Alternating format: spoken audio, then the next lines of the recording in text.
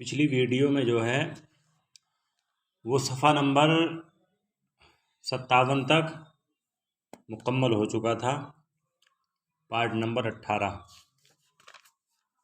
اب آئیے ادھر شروع کرتے ہیں۔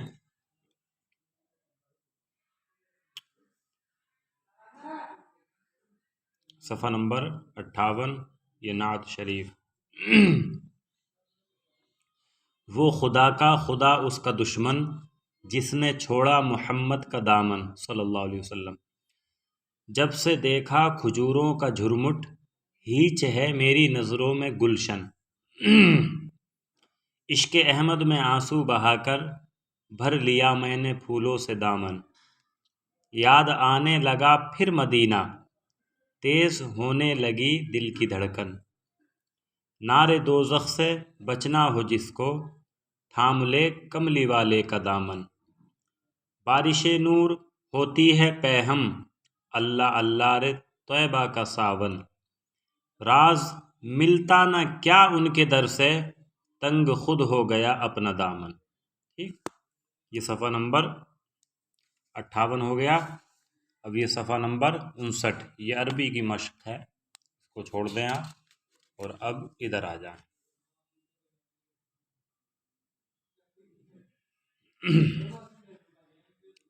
صفحہ نمبر 60، دین۔ جس راستے پر چلنے سے انسان کو خدا کی پہچان ملتی ہے اسے دین کہتے ہیں، اور دین کا دوسرا نام مذہب بھی ہے، چونکہ خدا سارے انسانوں کا مالک ہے اور بندوں پر مالک کی بندگی فرض رہا کرتی ہے، اس لیے دین اختیار کرنا انسان کے لیے بہت ضروری ہے، کیونکہ دین و مذہب سے ہی انسان کو خدا کی پہچان ملتی ہے اور خدا کی بندگی کا طریقہ حاصل ہوتا ہے۔ تم نے 1 روپے، 5 روپے، 10 روپے کا نوٹ تو بارہا دیکھا ہوگا، اور اصلی و نقلی نوٹ کا چرچا بھی سنا ہوگا۔ اصلی نوٹ تو وہ ہے جس کو حکومت چھپواتی اور چلاتی ہے، اور نقلی نوٹ وہ ہے جس کو دھوکہ دینے والے لوگ چوری سے چھاپتے اور چالو کرتے ہیں۔ نقلی نوٹ کا رنگ روپ تو اصلی نوٹ ہی کی طرح ہوتا ہے، مگر اس میں کچھ ایسا فرق رہ جاتا ہے جسے ہوشیار آدمی دیکھ کر پہچان لیتا ہے کہ فلاں نوٹ نقلی ہے، اور پھر اصلی کا یہ مقابلہ صرف نوٹ ہی میں نہیں بلکہ اور چیزوں میں بھی چلتا ہے۔ دیکھو، کہا جاتا ہے اصلی دودھ، نقلی دودھ، اصلی تیل، نقلی تیل، اصلی گھی، نقلی گھی وغیرہ۔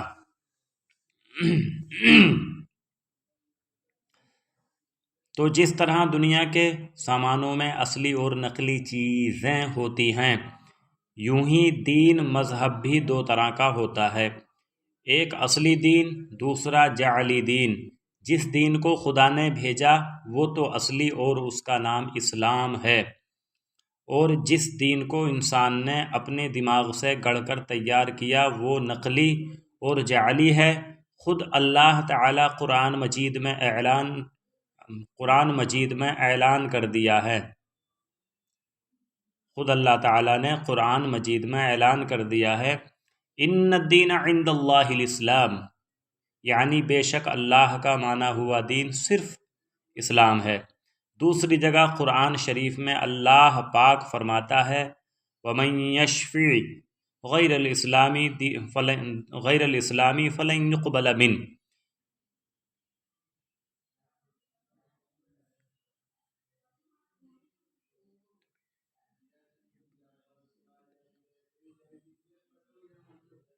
یہ جو الفاظ ہے یہاں کہاں گیا؟ وَمَن يَبْتَغِ غَيْرَ الْإِسْلَامِ فَلَن يُقْبَلَ مِنْهُ، یعنی اور جو شخص اسلام کے علاوہ کوئی دوسرا دین چاہے گا تو ہرگز قبول نہیں کیا جائے گا۔ پھر جب سارے جہان کے مالک نے ہی فیصلہ کر دیا کہ اصلی دین و مذہب صرف اسلام ہے، اور اسلام کے سوا کوئی دوسرا دین اللہ کو پسند نہیں، تو مالک کی پہلی بندگی یہی ہے کہ ہم اسی کی پسند کیے ہوئے دین کو اپنا دین قرار دیں۔ اس بیان سے خوب اچھی طرح ثابت ہو گیا کہ جو انسان خدا کا سچا بندہ بننا چاہتا ہو اس کو سچا دین ماننا ہوگا، اور سچا دین صرف اسلام ہے۔ خدا تعالیٰ کا شکر ہے کہ ہم لوگ اسلام کو اپنا دین مانتے ہیں، اور انشاءاللہ تعالیٰ مانتے رہیں گے۔ اسلام کے سوا ہم کوئی دوسرا دین نہیں مان سکتے، کیونکہ حضرت آدم علیہ السلام سے لے کر یہ صفحہ نمبر 62 آ گیا، سرکار مصطفیٰ صلی اللہ علیہ وسلم تک تمام پیغمبروں کا دین صرف اسلام رہا ہے۔ اسلام کی بنیادی تعلیم یہ ہے کہ صرف اللہ تعالیٰ کو سارے جہان کا اکیلا معبود مانو، اللہ کے سوا کسی دوسرے کو خدا نہ بناؤ، صرف ایک اللہ کی عبادت کرو، اللہ کے سوا کسی دوسرے کو عبادت کے لائق نہ جانو، اللہ کے تمام فرشتوں، کتابوں اور پیغمبروں پر ایمان رکھو، قیامت کے دن کو حق جانو، مرنے کے بعد دوبارہ زندہ کیے جانے پر یقین رکھو، اپنے اپنے زمانے کے پیغمبروں کے حکم پر چلتے رہو، سرکار مصطفیٰ محمد عربی صلی اللہ علیہ وسلم کو آخری پیغمبر مانو۔ اپنے اپنے وقت میں ہر پیغمبر نے ان بنیادی باتوں کی تعلیم دی ہے، کسی پیغمبر نے ان باتوں میں ذرا سا فرق نہیں پڑنے دیا۔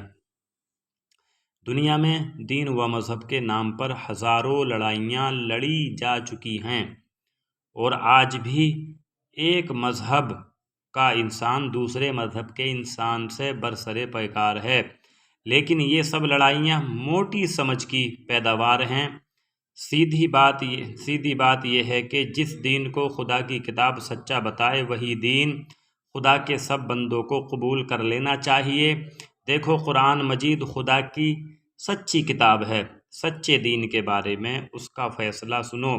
قرآن فرماتا ہے ان الدین عند اللہ الاسلام، بے شک اللہ کا مانا ہوا دین صرف اسلام ہے۔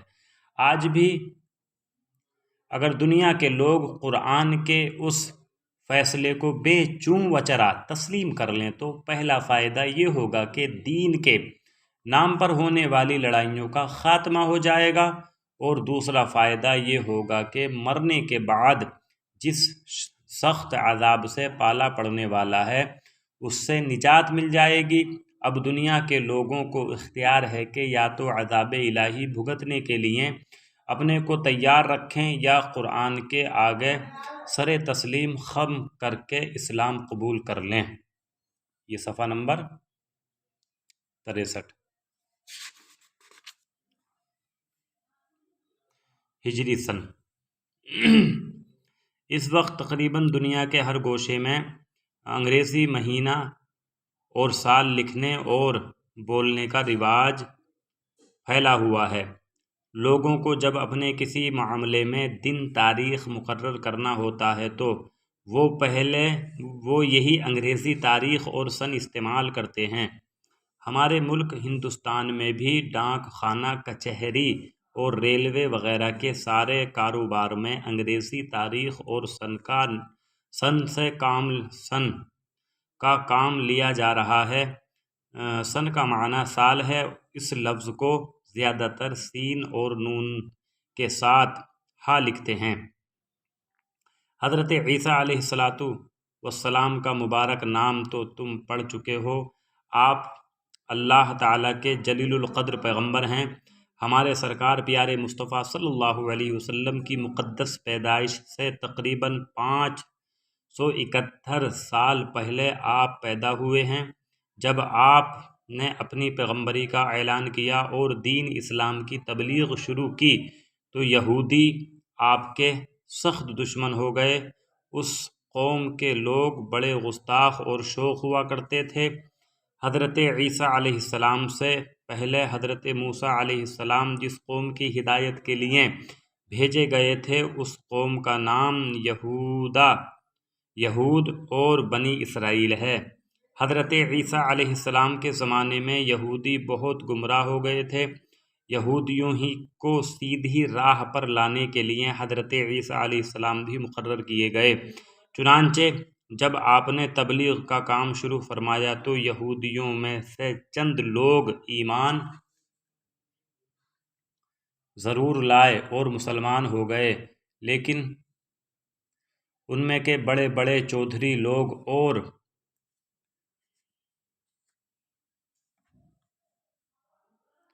ان کے تمام ساتھی باراتی اپنے کفر پر اڑے ہی رہ گئے۔ پھر صرف اتنا ہی نہیں بلکہ آپ کے قتل کی تیاری مکمل کر لی۔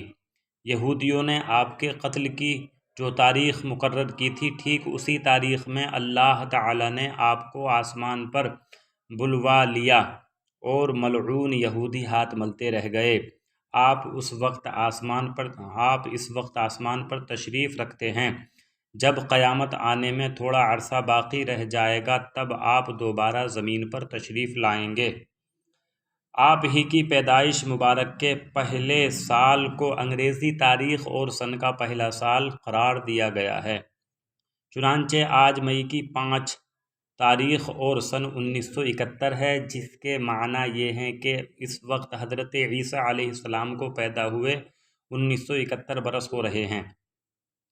چونکہ انگریزی سال حضرت عیسیٰ علیہ السلام کے نام سے جاری کیا گیا ہے، اس لیے اس کو عیسوی سن کہتے ہیں۔ لوگ جب انگریزی تاریخ اور سن لکھنا چاہتے ہیں تو سن کا لفظ لمبا بنا کر اس کے اوپر گنتی لکھتے ہیں اور گنتی کے آخر میں صرف عین کا سر یعنی حمزہ بنا دیتے ہیں تاکہ عیسوی کی طرف اشارہ ہو جائے اور دوسرا شخص سمجھ جائے کہ یہ عیسوی سن لکھا گیا ہے۔ مثلا 1971 عیسوی سال کو یوں لکھیں گے 1971 عیسوی۔ مسلمانوں کے یہاں انگریزی تاریخ و سن کے مقابلے میں اسلامی تاریخ اور ہجری سن کا استعمال ہوتا ہے۔ ہجری سن کی ابتدا حضور اقدس پیارے مصطفیٰ صلی اللہ علیہ وسلم مکہ چھوڑ کر مدینہ تشریف لے گئے، وہ ہجری سن کا پہلا سال مانا گیا ہے۔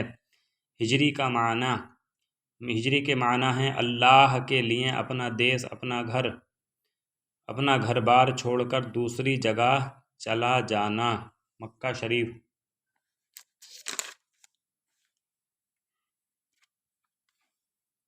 چلا جانا تو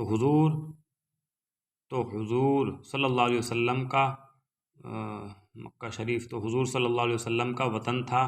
53 برس حضور وہاں رہے، تو پھر حضور نے مکہ سے ہجرت کیوں فرمائی؟ بات یہ ہے کہ جب حضور پر قرآن مجید نازل ہونا شروع ہوا تو اللہ تعالیٰ کے حکم کے مطابق حضور نے پہلے صرف اپنے خاص لوگوں میں اپنا پیغمبر ہونا ظاہر کیا۔ خوش نصیب لوگوں نے آپ کی بات سن کر آپ کو اللہ کا رسول مان لیا اور مسلمان ہو گئے۔